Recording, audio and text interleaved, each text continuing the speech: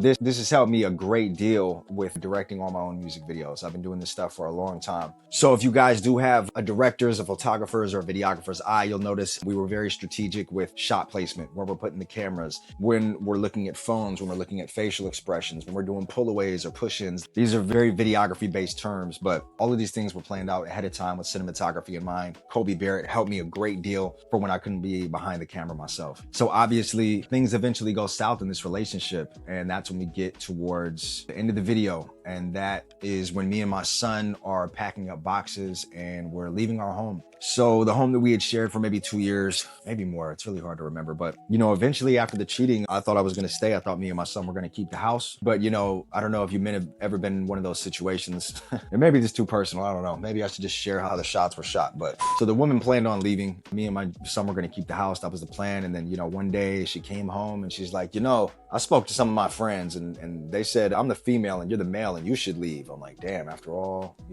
after all that happened.